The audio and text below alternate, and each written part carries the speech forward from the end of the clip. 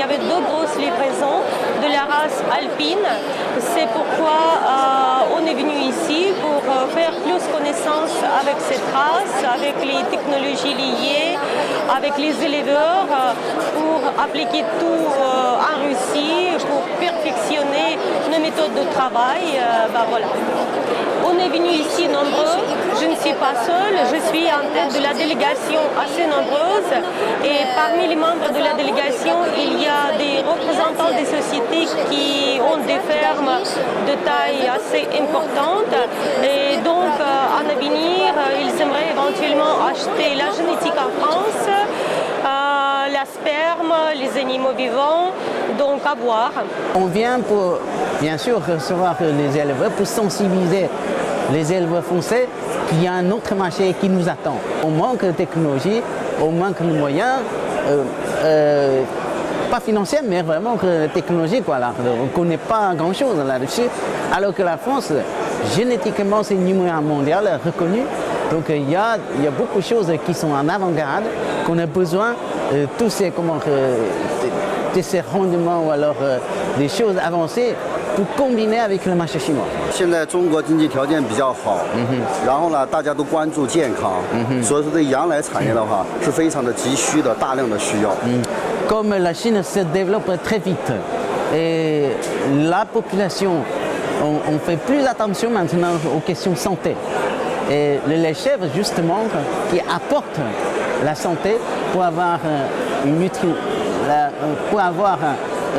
l'équilibre nutritionnel, donc qui apporte beaucoup à la santé. Voilà.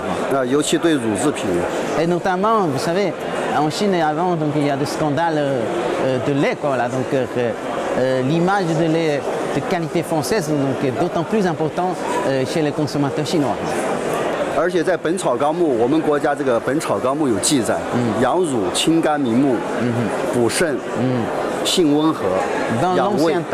Dans l'ancien temps, dans le livre traditionnel, il y a plus de 300 ans, 400 ans, qu'on décrit les effets thérapeutiques de lait de chèvre, qui est bien pour l'estomac, pour le foie, tout ça. Donc il y a beaucoup d'effets thérapeutiques.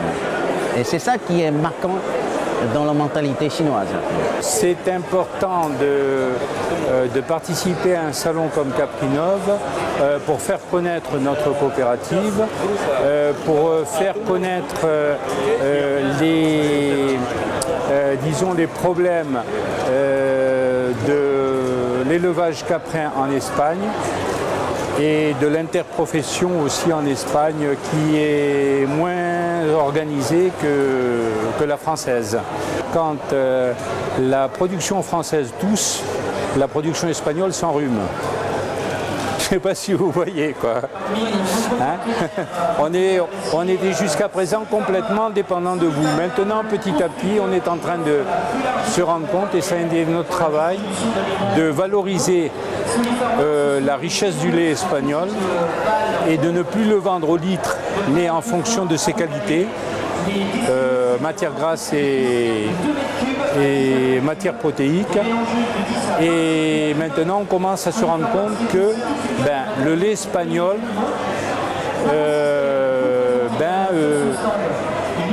a ses particularités qui doivent être défendues. Et nous sommes là pour ça.